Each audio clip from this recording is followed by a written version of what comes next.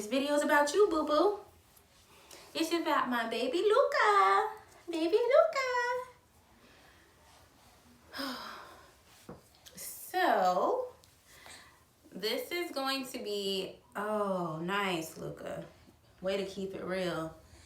All right, let's clean this up.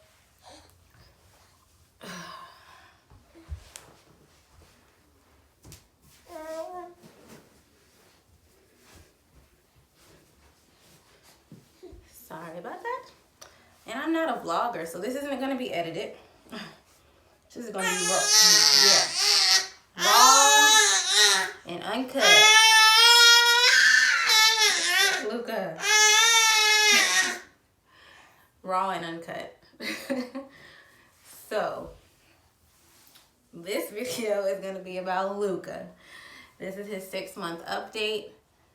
Not only about him as a little baby, but also about his health and where we are today with his cancer and his treatment. So I'm going to start from the beginning because I feel like I get questions about the whole process, and it is hard for me to constantly repeat and talk about this because it is hard. Even doing this video, I've been putting it off. But I do want my family and friends to really know what's going on, the whole thing. And I feel like if sorry, it's his nap time, so this could be cut short and have to do it in 2 parts. But I feel like, I don't know, I lost my train of thought. Anyway, I feel like I want to just go ahead and get this video done. Try my best not to cry while I tell y'all how everything has gone and where we are. But yeah, let me just start. So in the beginning, a lot of people asked me, pregnancy, was it normal? Did I know he had cancer before he was born? The answer to that is my pregnancy was normal enough, and no, we didn't know. I had anemia, which happens a lot. I had gestational diabetes, and with gestational diabetes, you know, I had to do my shots and test my blood sugar, but I managed it, kept it under control, changed my diet. He was a normal size, you know, everything was okay with that. So I had actually had extra ultrasounds, and no one ever picked up on the ultrasounds that he had any type of tumor. So fast forward, I had a long labor. Yeah, you took some time to get here. So I had a long labor. I was induced because of my gestational diabetes. They do that in the 39th week. And we eventually ended up with an emergency C-section because Luca's heart rate kept dropping depending on the position I was in. Later found out that was due to his cord being around his neck. But that was a minor thing in the big scheme of things. So Luca was born. I was so relieved. When I heard him cry, like everything, the whole labor, I was just like, oh, my baby's crying. I know he's breathing well. Like I felt so much relief. And then Pat went and with my best friend Shy, and she was my nurse, and they cut the cord. They brought him over to me. I was just drugged up but so happy. And then they walked away, and a nurse came up to me and was like, okay, we're gonna take your baby to the NICU. Right. And I was just like, huh? Like, what? Like, what did I like I said, I'm drugged up, so I'm like, did I miss something? What's going on? And she was just like, you know, he has a knot on the back of his neck, and they're just not comfortable keeping him in a regular room because he has to sleep on his stomach. So at that point, I'm like, I don't know what to think. Luckily, one of Shy's good friends, Alyssa, she was also a nurse in the room. She advocated for me to be able to do my skin-to-skin post-birth, and let him nurse for the first time. And shout out to Alyssa, because I cherish those first moments. And I really do think it made a difference in everything. I really appreciate it. I don't want to start crying too early, but I really, really appreciated being able to nurse him and have those first moments of skin to skin contact. So he went to the NICU, like I said, and everyone was like, we're going to do a CT, we do an MRI, we're going to do an ultrasound. So they were trying to figure out, what is this thing on the back of his neck? They said cancer is so rare in newborns. We don't think it's that. We just want to make sure before we cut into anything that we know what we're dealing with. So, oh, don't pull Mama's hair. It's already falling out. So, we were pretty calm about everything for the most part.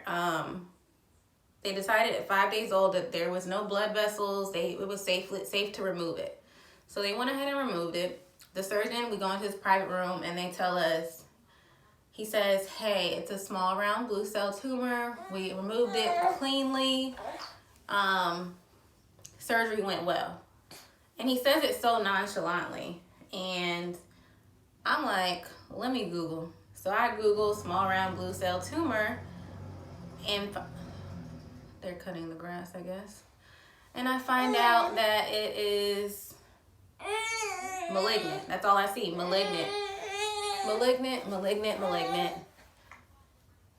Not benign, like cancer. And so I look at him, I say, wait. This is malignant, this is cancerous, right? And he was like, yeah, it tends to be. And so I'm just like, oh, okay. I'm gonna have to pause. I'm gonna have to put him down for his nap and then come back to this video.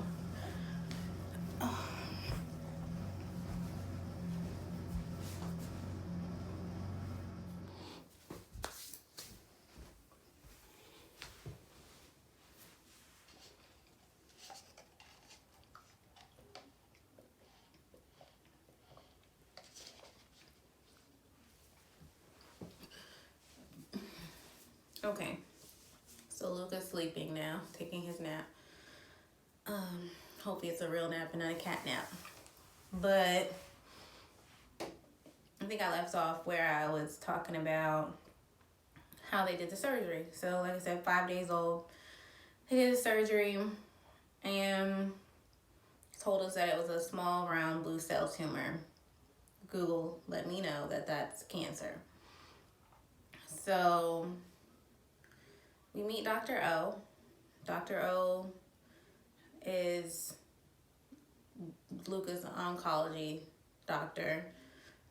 He's also the medical director of Levine Children's Cancer. And he's a specialist in solid tumors, specifically sarcoma and neuroblastomas. We meet him for the first time. It's kind of a blur, but we meet him for the first time and he kind of tells us like, hey, this is what it is. We're not going to go into detail because we don't have a whole bunch of information, but we'll get together, once Luca's released and talk about what treatment's going to look like. So at that point, I can't really go into detail how it made me feel because I don't know. I'll just say that Pat and I both broke down at that point. In our own separate ways. We're very different. We both deal with things differently. Which it's actually helped us in some ways, and it hindered us at some points. But once we accepted that we both cope differently, and I actually think it helped us become stronger and understand our roles in this when it comes to caring for Luca and getting through the cancer. So anyhow, I'm getting off topic. So At 9 days after Luca has a PET scan that says nothing else is in his body, we go home. About a week later, or a few days later, we go to meet Dr. O again. He gives us this super detailed outline of treatment for a sarcoma. That's key because we'll come back to it, but he gave us the sarcoma treatment plan. Heavy duty, hard hitting chemo that he was afraid to even start until he's a month old, but also afraid to not start because sarcomas are so aggressive. So we spend over 2 hours. It's me, Pat's sister Nikki, my mom, all sitting in the room being blown away by what our little baby is going to have to go through. So at 20, they started testing all these different sarcomas, trying to figure out which specific one it is, because knowing specifics can help guide the treatment. Test after test, they could not figure out what kind of sarcoma it is. So they began treatment at 1 month old, and at that point, they didn't know. They still didn't have a specific sarcoma. So they just gave a general treatment at a 50% dose because he was so little. 2 or 3 weeks later, Dr. O walks into the office, and I think Nikki was with me. Pat wasn't there. Nikki was there, and we were expecting to just be a regular follow-up. You'll notice this is a trend for every time we get big information. We seem to think it's a regular follow-up and then get smacked in the face. But we think it's a regular follow-up visit. Nikki's just accompanying me, so I'm not going by myself.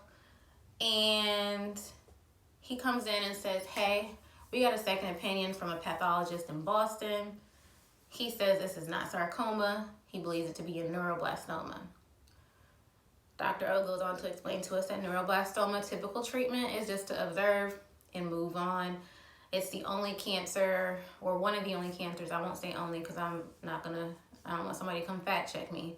But I believe it's one of the only cancers that as it matures, it becomes benign or non-cancerous. So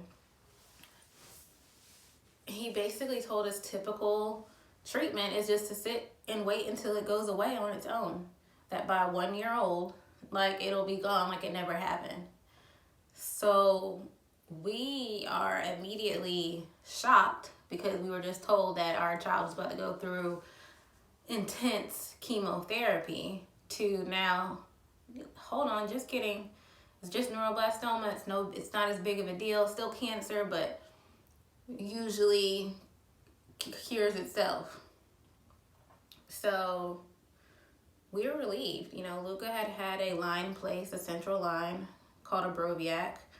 That was what he received his chemo through.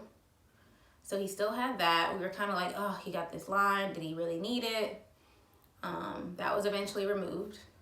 And we kind of just started living life. I mean, you guys saw pictures, I'm sure. Luca just was growing really quickly. Like, he was thriving. And that was like the beginning of November that we found out it was neuroblastoma.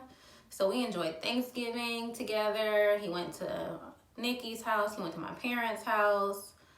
We had everybody over for Christmas at our house. We were really just enjoying the normalcy of everything. And so in this in-between time, you know, like I said, he had the line removed. He started to get these, like a little spot on his stomach. And so, you know, I mentioned it to the doctor. He didn't seem super concerned. He said, just watch it. Let him know if I see anything else. After a couple weeks, another smaller, tinier spot came up. And I was like, hey, another one popped up. During this in-between time, we've also received a second opinion from another doctor who also agrees, neuroblastoma. So we're like really relieved. But that doctor suggested that he has an ultrasound of his abdomen. And they didn't think anything was going to come of it, but just as a like final cross your T, dot your I test, do an ultrasound of the abdomen. So since these spots were coming up, Dr. O is like, let's go ahead and get that ultrasound done now. And then we'll have a follow-up. So ultrasound was done. We went for the follow-up. Dr. O said ultrasound 100% clean, not a spot on it. So no tumors in his abdomen, no lesions in his abdomen. And that was on December 19th.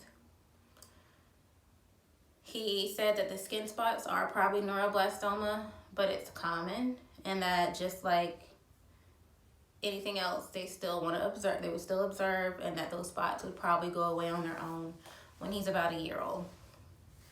So we are like, okay. Like I said, we continued, enjoyed Christmas. Luca caught a cold on Christmas,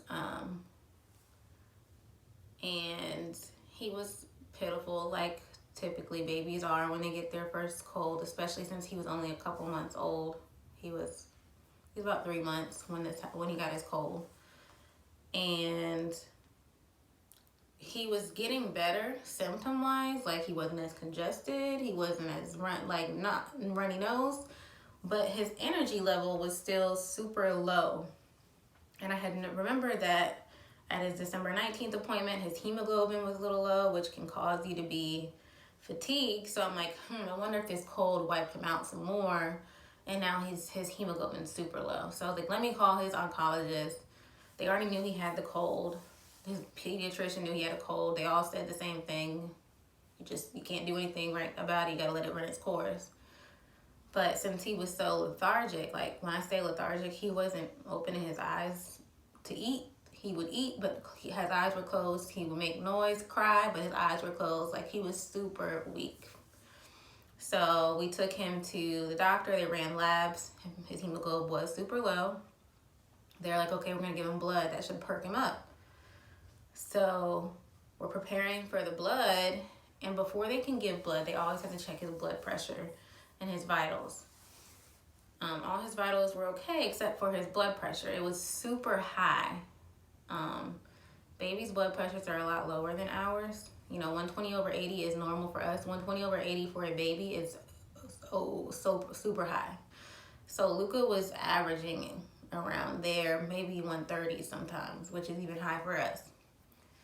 And so they admitted him for observation and scheduled another ultrasound of his kidneys, only because the kidney function is what controls your blood pressure.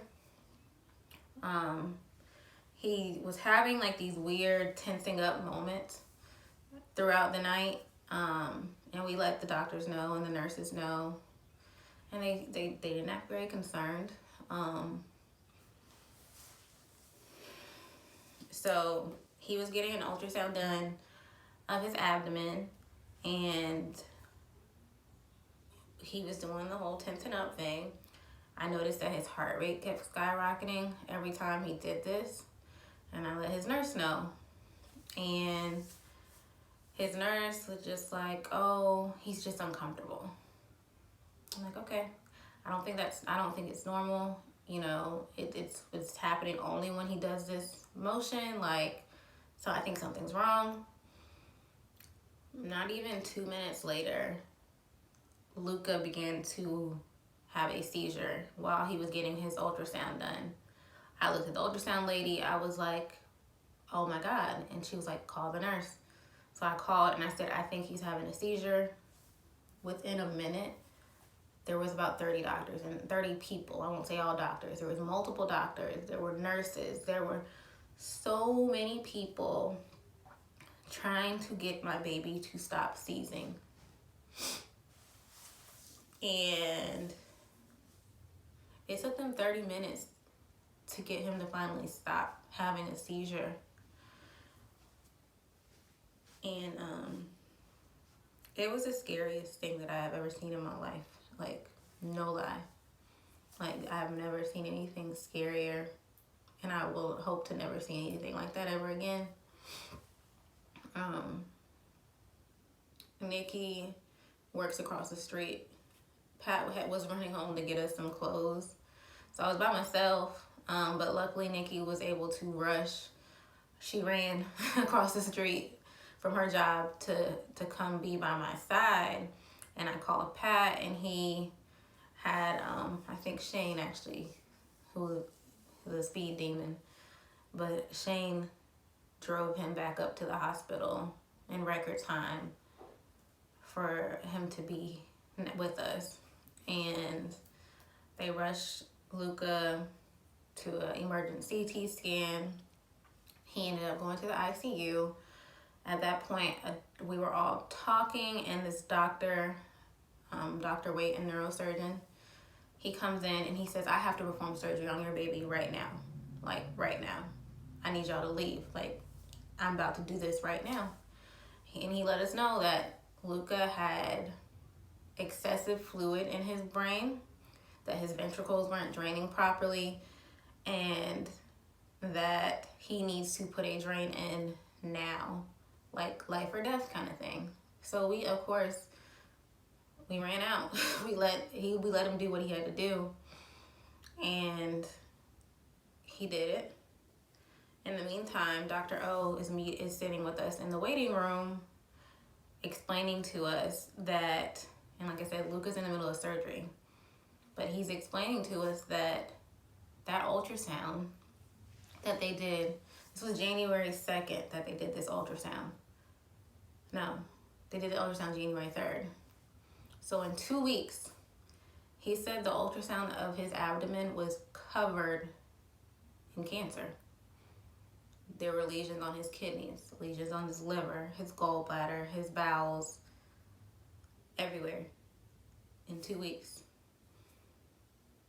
They later did an MRI of his brain. There were lesions there. So Luca stayed in the ICU, I want to say about a week and a half. And then we spent the other week and a half on the neuro floor. So we stayed in the hospital after that for 20 days straight. Pat and I both slept there. We went home to grab clothes, and that was it. Grab food, whatever. But we were there with our baby for 20 days straight. We got a little stir crazy, I won't lie. like I said, we deal with things differently and stress differently, and sometimes that clashes, but we got through it. But it was hard. It was really hard. They were trying to stop me from breastfeeding. They were talking about how he's lost too much weight. And I'm like, you guys you intubated him and didn't allow him to eat for X amount of days. And then you gave him a little bit of food through a feeding tube. Of course he's lost weight. Like, let's try to be normal for a second. Let him nurse and eat like he's used to.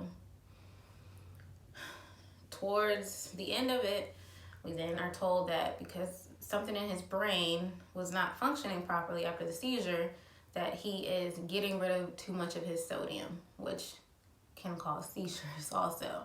So he's got the hydrocephalus, which is the extra fluid in his brain, and now he has something else called SIADH that causes him to pee out too much sodium. So their solution was to fluid restrict him, meaning I'm still not nursing him fully. I had to pump my milk and then add formula to it because he was only allowed to get 15 ounces of milk a day, which is not a lot for a baby.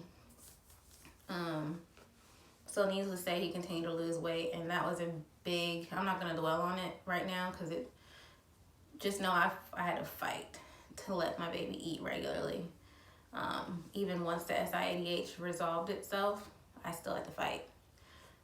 And I encourage anyone who's going through this or who has to go through something like this to know that as a parent, you do have a right to have a say in how things happen. You might not know enough to even have a full say in the treatment of your child and what's right there.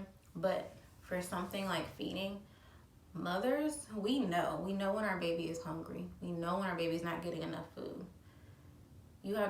Some of the stuff, I feel like you have to truly trust your mommy instinct, and I'm not trying to curse, but freaking ride with it. Don't let anybody tell you otherwise. I'm not saying to be stupid, and if my baby, if he was truly not eating or failing to gain weight in a normal circumstance, I would not withhold supplemental nutrition, alternative ways of providing nutrition. I would never do that. But I felt like there were a lot of times throughout this process where they were trying to push instead of letting us see what Luca can do in a normal environment. And I think that's just a struggle because they know what's the books say, but as parents and as moms, we know what our babies say, and we know we just have that intuition and instinct when it comes to that naturally. But let me get back on track. Luca's story. So he was discharged from the hospital. They put a shunt in his head. I'm sure you can see in some of the pictures, or maybe even when he was just sitting with me, he has a shunt. It's actually on his right side. He has a shunt. It's like a little thing that helps regulate the amount of fluid that drains from his brain. They put that in to help regulate everything. And we, again, were put on a new treatment plan. Clearly, the neuroblastoma, we couldn't wait and see and observe like most cases. They put him on a high-risk protocol. High-risk protocol includes, and I'm making this very short in terms of explanation of high-risk protocol, but basically he goes through 4 to 5 rounds of chemo. Then they perform surgery or radiation or whatever, so whatever's left after chemo. After that, they do 2 autologous transplants, which is basically wiping his system with a strong-ass chemo and then giving him his own stem cells back. Because if you don't give them their own stem cells back, they are without immune system for months and potentially can be life-threatening a lot of the time. So they do that twice. Then they go and do immunotherapy for about 6 months. And that whole process takes at the very least, 18 months to go through. So we had to mentally prepare ourselves for our little one to be going through treatment until he was about 2. And this is at 3 months. Almost 4. So that's a lot to take in.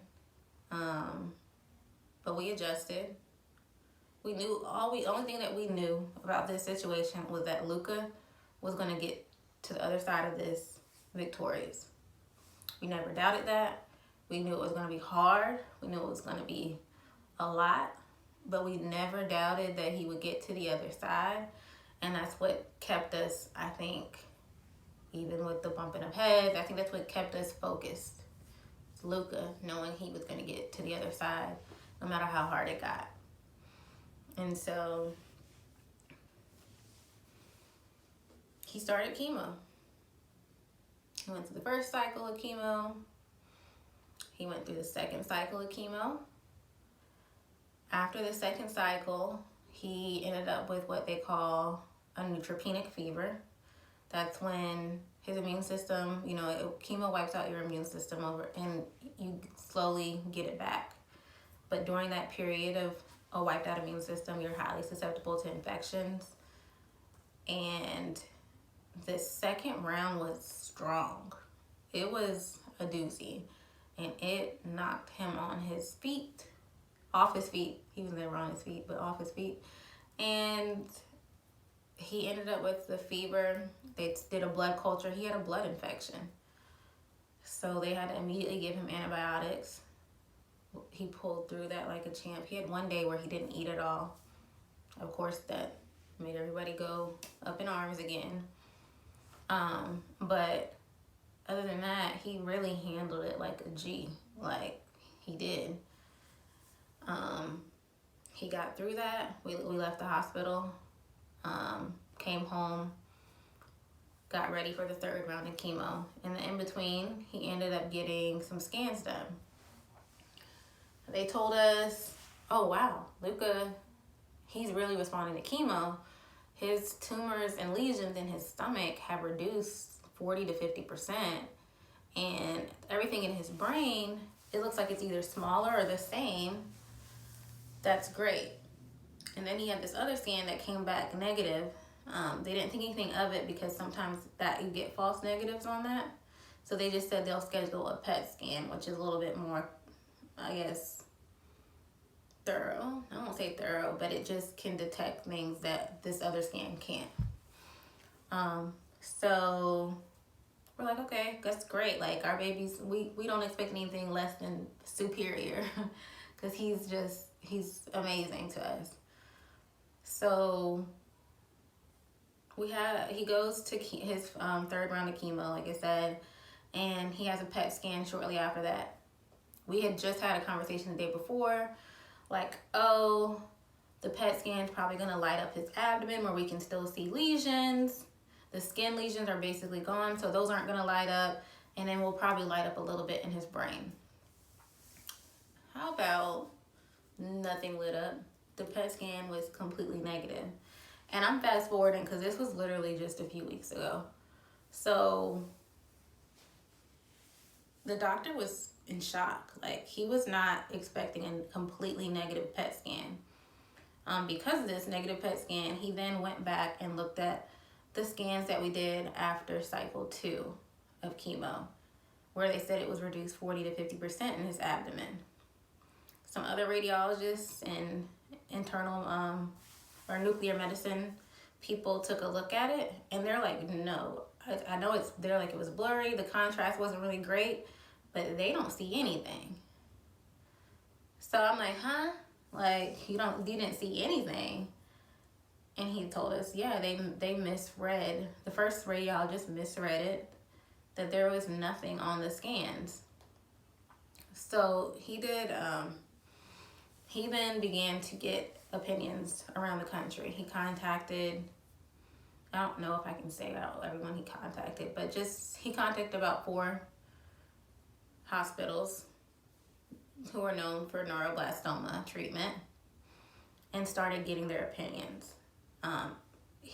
Because of Luca's reaction to chemo and how great he responded, he started to question whether he was truly a high-risk patient or intermediate risk patient, and the differences in those 2 chemo protocols and the process is way off. Like I told you, high risk is like at least 18 months. Intermediate, you do like 2 to 8 cycles, and once it's gone, you stop. So according to this, if he was to be considered intermediate risk, then it was gone for 2 cycles. And we, I guess, stopped. So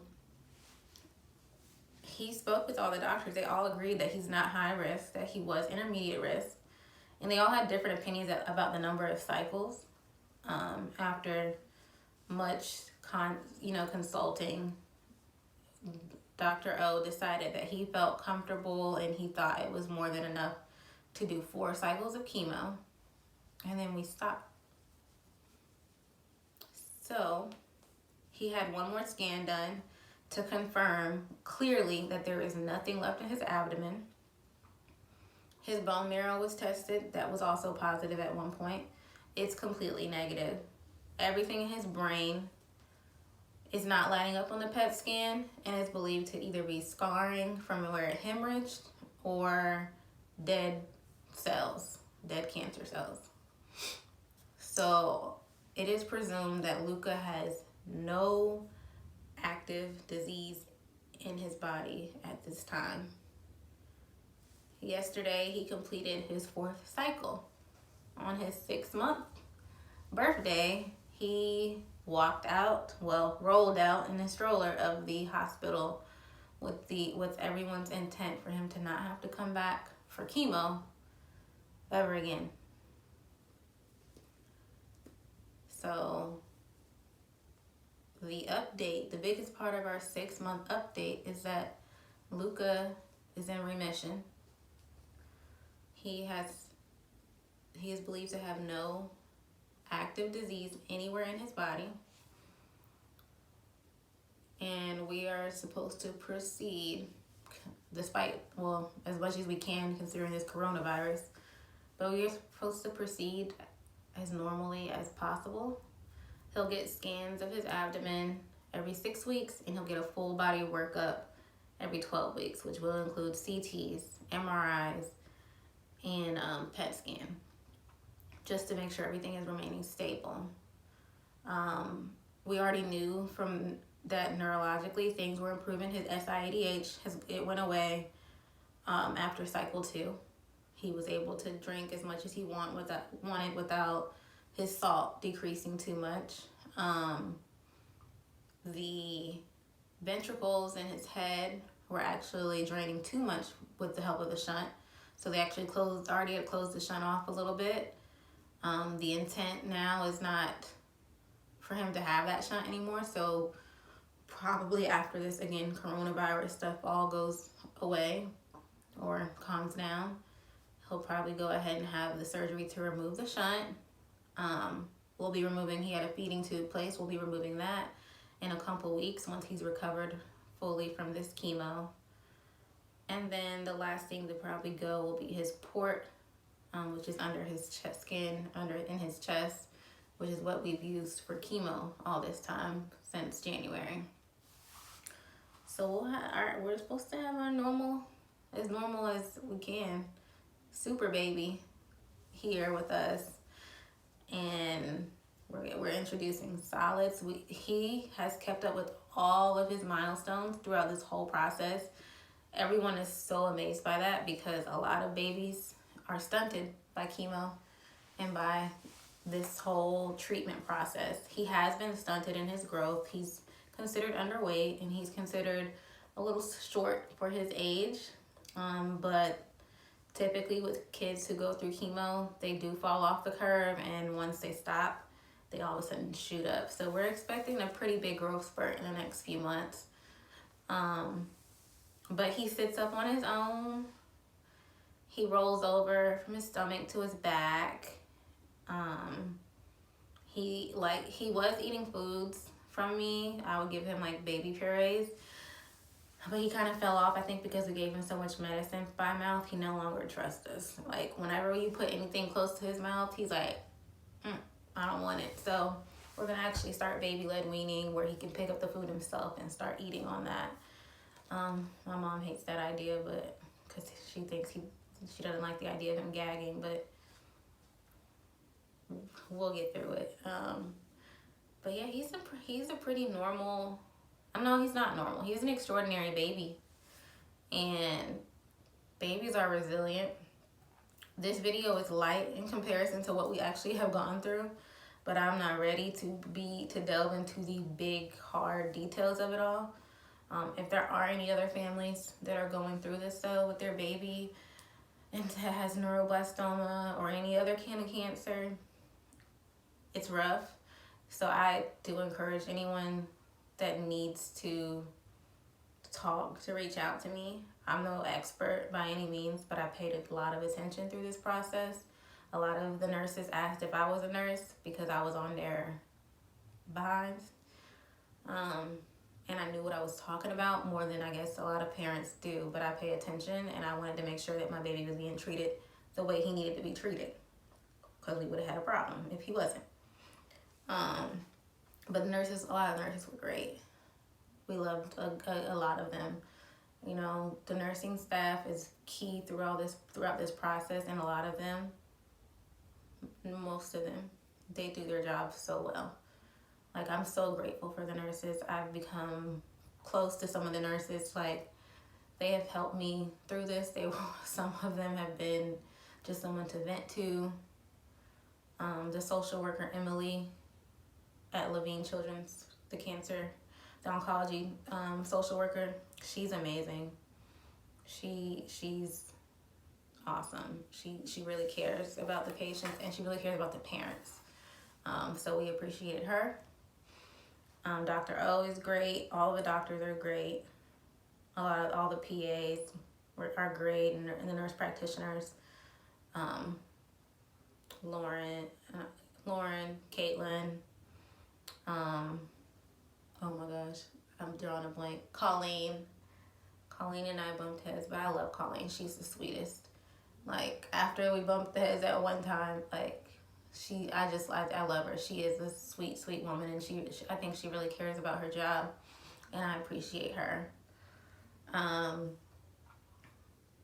kind of rambling at this point, but if anybody is going through this, please feel free to message me. Like I said, I'm no expert on handling it.